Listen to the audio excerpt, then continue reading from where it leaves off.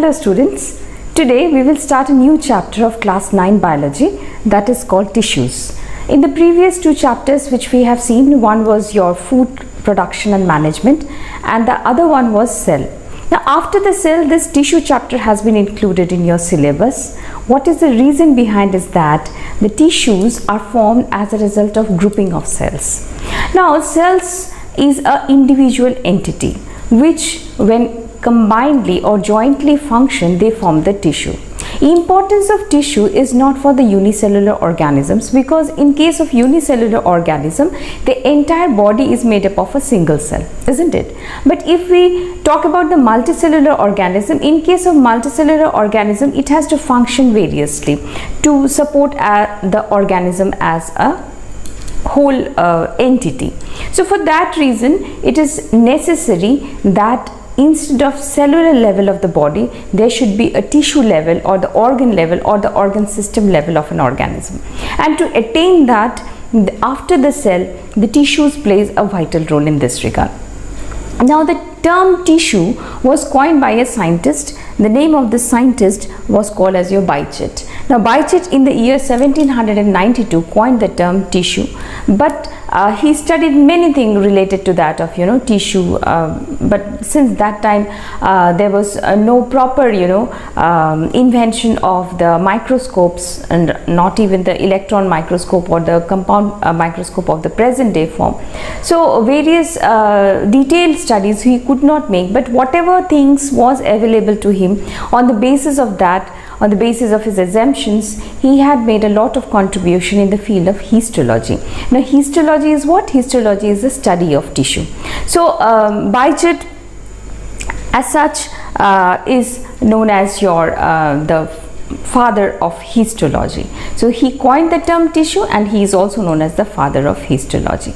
Now before we move on to this tissue or the importance of tissue in an organism's life, we must know the correct definition of tissue. So tissue, as I said in the beginning, is a group of cells. Now this group of cells should be of some common origin, okay? It should be from some common origin, and then they can function unitedly to make the organism do its activities. That is what is called as your tissue. So a group of cells that are similar in structure and or work together to achieve a particular function forms a tissue. So it has to do a function unitedly. Now this tissues, the cells in the tissues can be of similar type or the cells in the tissues can be of different type, but it should be of common origin and they should function as a entire entity, means they should work unitedly, then only they can be called as your tissue.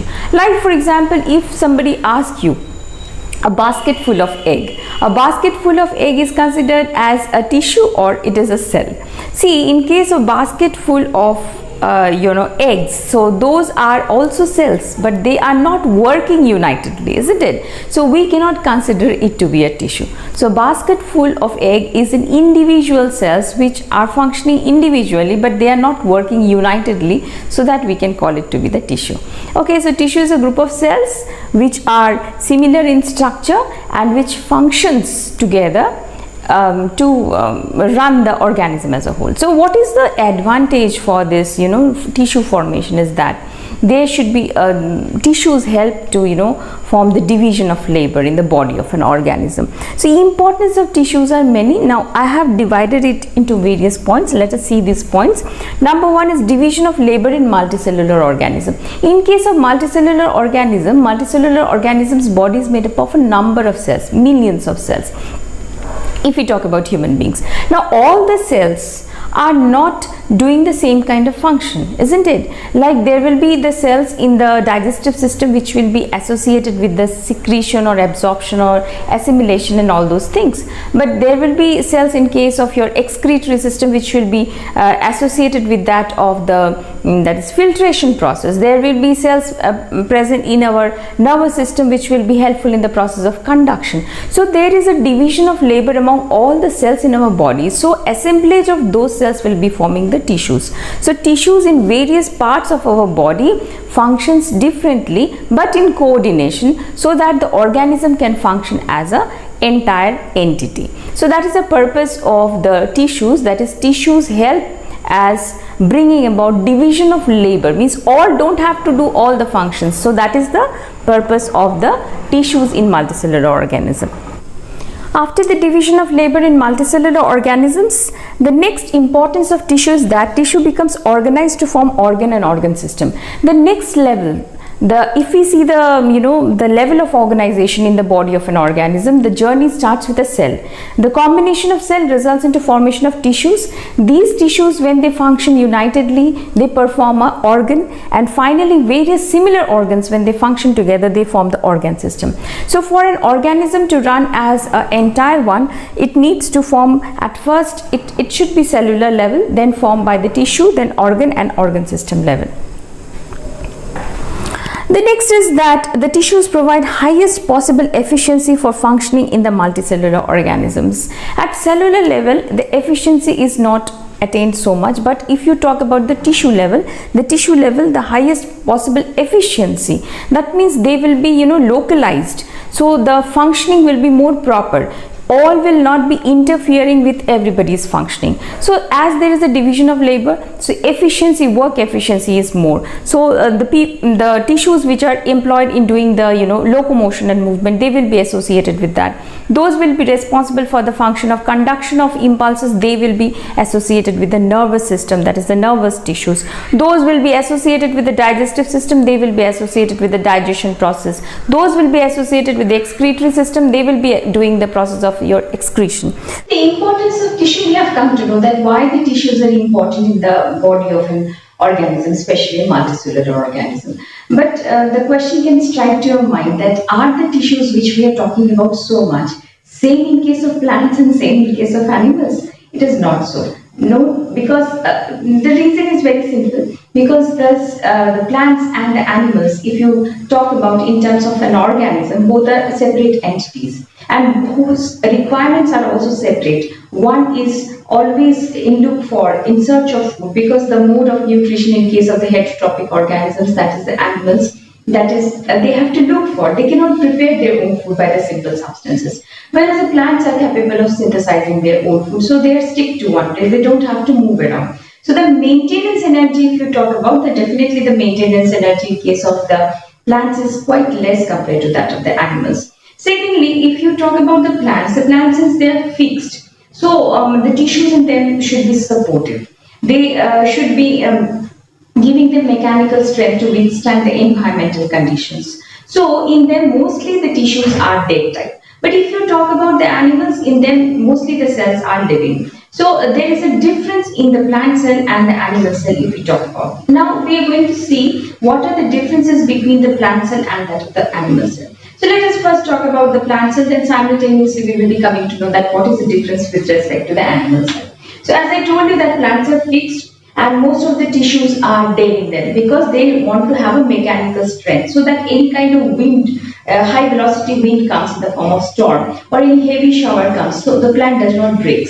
So the mechanical strength of the plant should be maximum. So for that it needs a sturdy structure, and for that reason you will find that the cell wall of the plants are provided with various kinds of external deposition in the form of your lignin, the suberin, that is cellulose, hemicellulose and all these substances. So mostly the plant cells are made up of the dead tissues, and also since they don't require so much of maintenance energy, so because living cells are less, so the living cells are less, so definitely only those cells which are living, they need the energy to carry out their activities.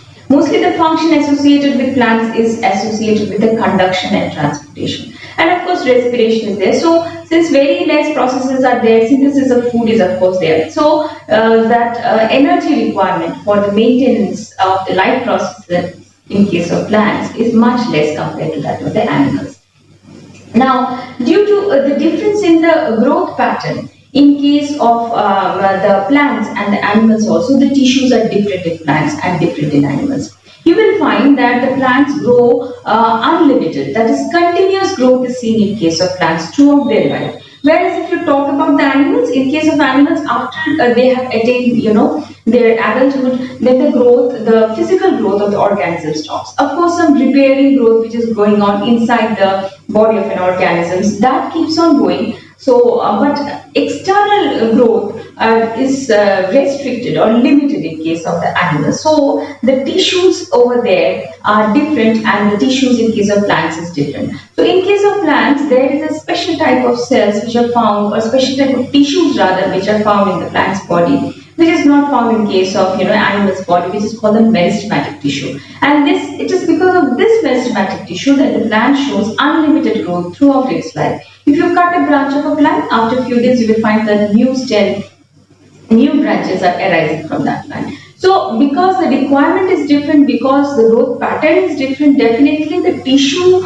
organization or the kind of tissue in case of plants is different from that of the animal tissues. Animal tissues, as they are associated more with that of the secretion, with the more absorption, with the help of various other kinds of releasing of energy and all those things. So definitely their tissue level organization is quite different from that of the plant tissue system. So that's the reason why the plant cell and the animal cells are also different, and the tissues with which they are made up of is also different, because the function is different, the individuals are different, their requirement is different. So maintenance wise, if you talk about, definitely the tissue systems modifications or division of labor also will be different in case of these two organisms. So this is the introductory part of the tissue chapter, which is the third chapter which I have taken in terms of your biology syllabus.